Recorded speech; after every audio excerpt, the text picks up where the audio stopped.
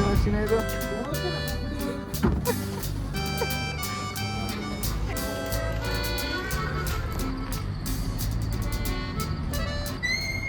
Good evening everyone, welcome back to new blog.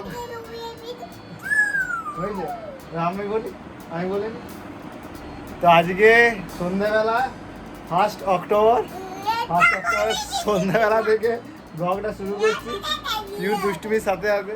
অফিসের কাজ, যেহেতু পুজো সামনে চলে এসছে আর 2 দিন অফিস, তাই পুজোর তো এতই প্রেশার, তাই ব্লগ করতেই পারিনি একদম। তো অনেকদিন পর ইভিনিংয়েই ব্লগটা শুরু করছি।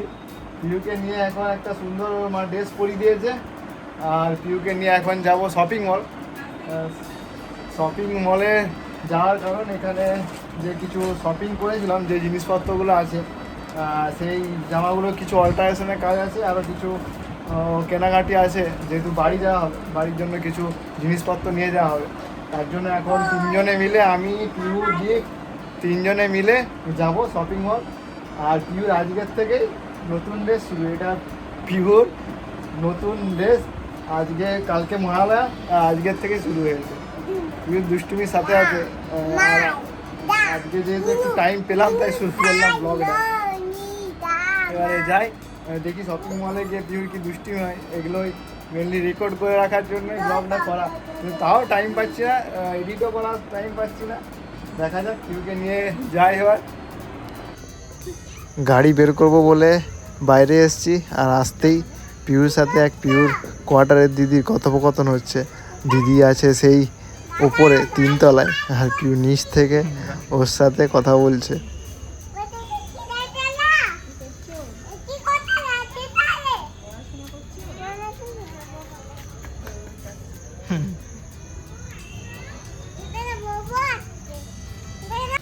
বাজার কলকাতাতে অল্টারেশনের জন্য এসেছি, আর পিউ তো নিজেই যেন সব কিছু করবে।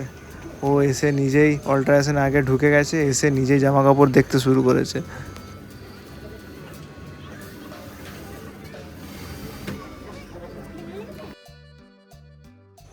জামা কাপড় দেখতে দেখতে পিউ যে কখন জামা কাপড়ের মধ্যে ঢুকে গেছে, আমরা তো অবাক হয়ে গেছি। কোথায় যে গেল মেয়েটা, এত দুষ্টু মেয়ে, শপিং মল এলে ও শুধু।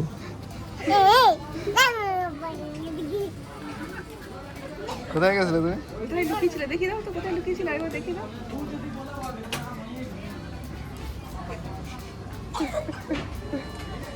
দেখতে পাচ্ছি না,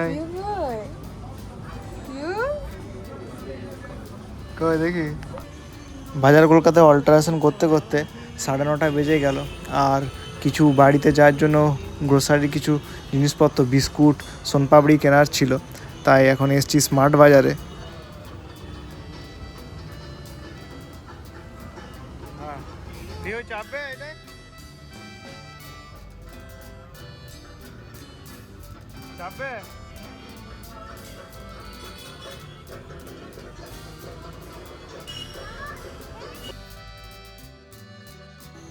পিও এই ট্রলির গাড়িতে চাপতে পেলে তো আর কিছু যায় না, খুব মজা পাই, এনজয় পাই, তাই আমরাও চাপিয়ে দিই, কারণ আমাদেরও কষ্টটা অনেক কমে যায়। না হলে সারাক্ষণ ধরে কেনাকাটি করতে করতে দুষ্টুমি সামলাতে সামলাতে আমরা হায়রান হয়ে যাই। পিহুকে আমার কাছে রেখে দীপ বিস্কুট আর বাকি জিনিসগুলো কিনছে, কিন্তু পিহু তো কিছুতেই শুনবে না, ওকে নিয়ে তারপর শপিং করতে হবে, না হলে ওর ঝোঁক শুরু হয়েছে। তাই মাকে আলটিমেট ওকে নিয়েই শপিং করতে হবে, সমস্ত জিনিস দেখতে হবে।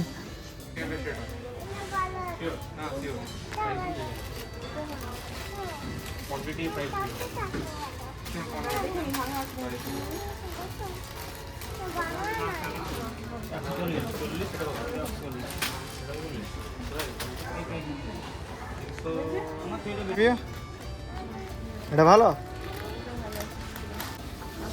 বিভিন্ন ফ্লেভারের বিভিন্ন রকমের বিভিন্ন বিস্কুট নেওয়া হলো, তার সাথে কিছু সোনপাপড়ি, ধূপ, আরও যেগুলো নিত্য প্রয়োজনীয় জিনিস, সেগুলো কেনাকাটার পর এবার চললাম বাড়ির দিকে, কারণ অনেকটাই লেট হয়ে গেছে, অলরেডি 10:15 বেজে গেছে, আর রাস্তাঘাটও প্রায় ফাঁকাই, দোকানও অনেক বন্ধই হয়ে গেছে। পুরুলিয়াতে দেখেছি বেশ তাড়াতাড়ি একটু দোকানপাট বন্ধ হয়ে যায়। বাইরের শপিং মল থেকে জাস্ট এই এলাম, এখন ঘড়িতে অলরেডি হয়ে গেছে 10:30। আর যেহেতু কাল মহালয়া, তাই কিছু বাজির আমরা স্টক করেছিলাম, সেই স্টকগুলো আজকে পিউকে নিয়ে বাইরে, এবার কোয়ার্টারের বাইরে মাঠে এগুলো পোড়াতে যাবো, কিছু ফাটাও বোম, তার জন্যই রেডি হয়েছি। পিউ তো তখন থেকে সন্ধ্যের থেকে শুধু অস্থির হয়ে যাচ্ছিলো। কিছু আজকে কেনা হলো, আজকে এগুলো আরও কিনলাম, এই তারাবাতিগুলো আর এই বোমগুলো আছে। পিউ তো তখন থেকে অস্থির, রেডি যাওয়ার জন্য একদম কপাট খুলে দাঁড়িয়ে আছে। চলো হাত দিও না ওগুলো। আর দেরি নাই, চলো চলো চলো চলো। বারুদ, ওগুলো বারুদ। চলে এসো না, অতক্ষণ থেকো না, চলে এসো।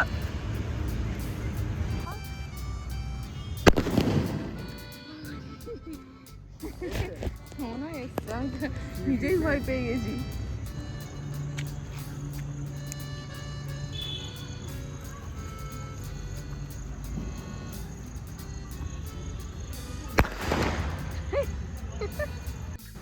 বাজি ফাটানোর সময় পিউ তো দুষ্টুমি শুরু করে দিল, তাই ওকে কোলে ধরে রাখা হয়েছে। আর বাজি ফাটানো শব্দ শুনতেই সব বাচ্চা বাচ্চা ছেলেরাও চলে এসছে, কারণ কাল মহালয়া। আর মহালয়ার সকালবেলায় আমাদের এই কোয়ার্টারের ভোর 4টা থেকেই বাজি ফাটানো শুরু হয়ে যায়। কোয়ার্টারের এই বড়ো মাঠে এতই বাজি ফাটানো হয় যে ভোর থেকে আমাদের কপাট জ্বালা সব বন্ধ করে রাখতে হয়। এখন যেহেতু বাজারে আর সেরকমভাবে বাজি পাওয়া যায় না, আগের বছর কালী পুজোতেও ভেবেছিলাম পিউকে নিয়ে বেশ বাজি ফাটানো হবে, কিন্তু সেরকমভাবে পাওয়া যায়নি। এবছর পুরুলিয়াতে যতটুকু পাওয়া গেছে সেটা নিয়েই বাজি ফাটানো হচ্ছে, আর পিউ তো সেগুলো নিয়ে খুব খুশি। ধরো বাবার হাতটা ধরো।